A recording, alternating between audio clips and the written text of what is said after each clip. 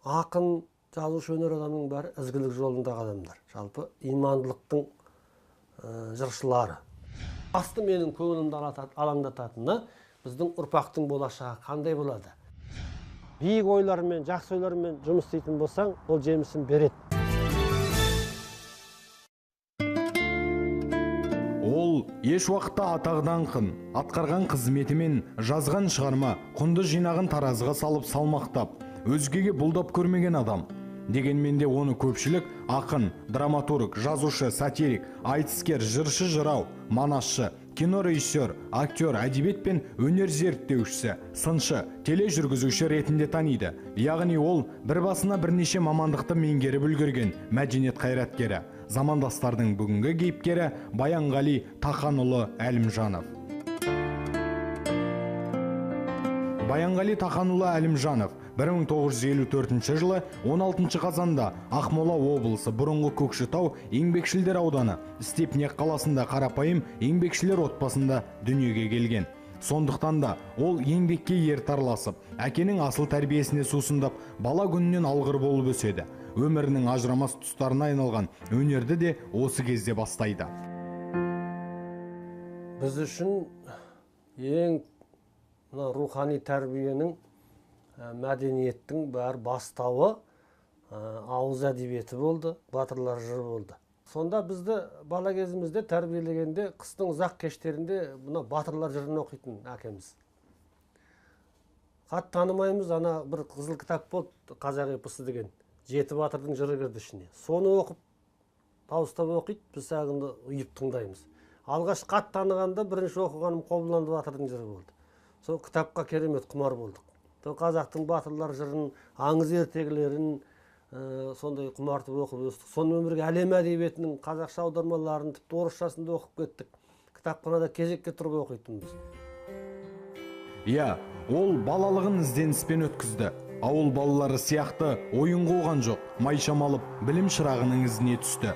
Оның рухани байлығы жан серігі кітапхана еді.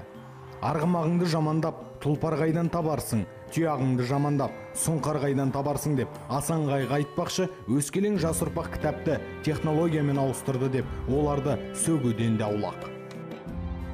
Біздің негізгі білім алатын, ақпарат алатын, барлық жағын алатын рухани әлеміміз кітап болды. Қазір енді қаптаған техниканың заманы, сондықтан бір жақты кінә қоюға да болмас. Сен балаларды алып, мысалы компьютерден кітапқа үңілдіру өте қиын. Мүмкін олар керегін компьютерден алып жатқан. Бірақ әңгіме не алып жатыр компьютерден? Компьютер оларға не беріп жатыр деген мәселеге біз қарауымыз керек енді. Біз қазақ руханиятын, қазақ әдебиетін, қазақ мәдениетін енді біз компьютер арқылы таратуға тырысуымыз керек. Ол табиғатынан ақын болып туылған жан. Халықтың мұң-мұқтажы сарапқа түсіп, бар шындық ақтарылатын ақындар айтысында да өз бағын сынап көрген.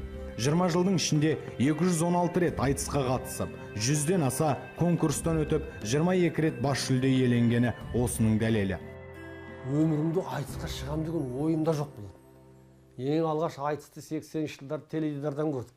Сонда айтысып жатқан ақындарға қарап отырып, бұлай айтса ғой деп қосылып отыратым. Сосын жаңағы жаспыз онда жазушылардың ортасында жүргенде, жаңағы отырыстарда домбыраны алып өлең шығара беретінмін. Тоқтаусыз кәдімгі бір суырып сап дейді ғой, өлең айтыла беретін. Сөйтіп жүргенде 84-ші жылы Алматы қаласы мен Шымкент қаласының ақыны айтысу керек болды деп, Кенен Әзірбаевтың 100 жылдығында ақын іздеген ғой Алматыдан. Шәрібек Алдашев деген ағамыз болды, марқұм иманды болсын, базар жырау зерттеген үлкен өнердің қайраткері еді, әдебиеттің. Сол кісі келіп маған, сен жұрттан естіген осы Баянғали шығарып өлең айта берді. Сен осы айтысқа шығуың керек деп, сонымен сол кісінің себепкер болды да тұңғыш рет айтысқа шығып кеттім. Өмірі мектептің сахнасында кластың алдында өлең айтпаған кісімін. Ол Хат-сұлудың көз жасындай сұлу өнер театрға да өз қолтаңбасын қалдырып үлгерген. Мәселен, Ақмола облыстық Шахмет Құсайынов атындағы облыстық театрға алғаш драматургиялық Құдалық атты пьеса жазады.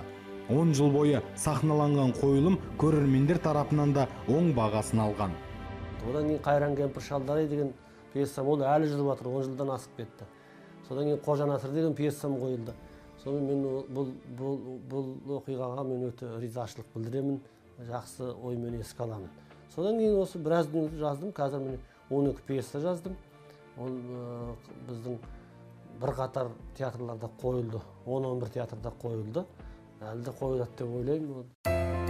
Таланттылар Раушангүлі сияқты жан жағына жұпар шашып, көңіл ашады. Расында да ел іші өнер кеніші, бірақ сол кеніштен талантты тауып, қорытып шығарып, оның нағыз өнер иесі болу үшін де бірталай жұмыстар атқарылуы керек ақ.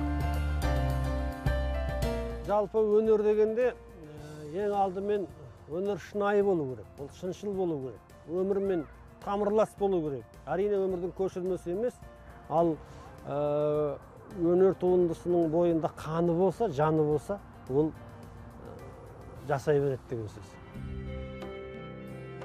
Қазақ елі өз мұңын өз ойлап, өзі ізденіп, тіршілік деген кең майданда сыналған ел деп Ғабит Мүсіреповше айтар болсақ, еліміздің бүгінгі арайлап атқан таңы жарық, болашағы кемел екендігі сөзсіз. Десе де ертеңгі күнімізге алаңдар дүниелеріміз аз емес дейді кейіпкеріміз.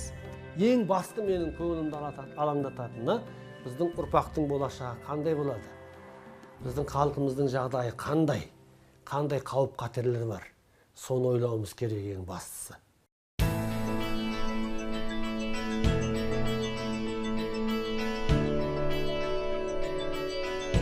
Сырым Датұлының азамат жетім болмайды, халықтан болса панасы, халық жетім болмайды, басшысы болса данасы деген сөзін негізге алар болсақ, заманы түлкі болса тазы болып шаларлық тұлғалар көп екендігі сөзсіз. Ал солар ел үшін қызмет атқарса, нұр үстіне нұр болар еді. Бұл заман бір кейіпкер көрсете алмайды. Қандай да болмасын ұлы тұлға бүкіл елдік тағдырын көрсете алмайды. Қандай да болмасын ұлы тұлға ел ұлы тұлға үшін қызмет қылмайды. Ұлы тұлға ел үшін қызмет қылу керек. Ол елдің баласы. Түсіндіңіз бе? Елсіз ол бір жай қураған ағашпен бірдей. Қазіргі таңда Алаштың ардақтысына айналған, немесе есімі елдің есінде жүрген арыстарымыз арамызда жетерлік. Бірақ та 8 қырлы бір сырлы деген теңеудің де көпке теліне беретіні тағы бар. Ал Баянғали Тақанұлының бір басына саңғырлы өнер тоғысқандығы белгілі. Сондай-ақ ол айтыстың ақтаңгері, Манасты таңды таңға қосып жырлағанда алдына жан салмайтын жыршы. Сатира сардары, жазушы журналистігі тағы бар. Бір сөзбен айтқанда, ол 8 қыры түгел жан. Ақын, жазушы өнер адамның бәрі ізгілік жолындағы адамдар. Жалпы имандылықтың жыршылары, соның жаршылары. Жақсы ақындар иманның қарлығашы дейтін менің өлеңім бар. Немесе бұлай ғой, мәңгілік жырлай берсін дала тынбай, жырларын өсе берсін бала тыңдай. Көргенде жарқын жүзді адамдарды аппақ нұр жүрегіме толатындай, сол нұрды көбейсін деп дүниеге себемін қарлығаштың қанатындай деген. Бұл не осы болу керек біздің, менің өзімнің бүкіл неме өзек болатын дүние сол бір ізгілік жолына қызмет ету, қиянатқа қарсы қызмет ету мысалы. Мен қиянатқа қарсылық деген үлкен поэмада жаздым. Ал ол түптік бүгінді әуел бастап алатын болса өзінің халқыңа, ұлтыңа қызмет ету, асса адамзатқа қызмет ету. Менің бүгінде бағындырған асуларым болса, оның бәрі әрине талмай еткен еңбегімнің арқасы. Керек десеңіз шабытыма шабыт қосатында осы қасиетім дейді Баянғали Тақанұлы. Адам туылады, десе де елім деп өмір есігін ашса игі. Ал адасқан ұрпақты дұрыс тәрбиелеу, бағыт сілтеп жол көрсету бізге сын дейді ол. Халқым десең, елім десең, иншалла сол халқыңа, еліңе қызмет істеп, биік ойлармен, жақсы ойлармен жұмыс істейтін болсаң, ол жемісін береді.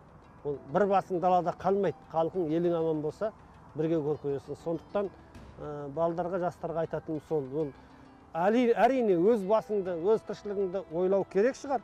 Бірақ ар жағында түп қойың, кішкентай болса да халқыма қызмет қылайын, былайша айтқанда шашылғанын жинап, үзілгенін жалғастырып, соған бір өркендеуіне бір кірпіш болса да қалап отырсаң, бір тал ағаш ексең де сол халқыңа қызмет қылып отырсаң, сонда сен азамат деген атыңды ақтайсың шығарсың деп ойлаймын.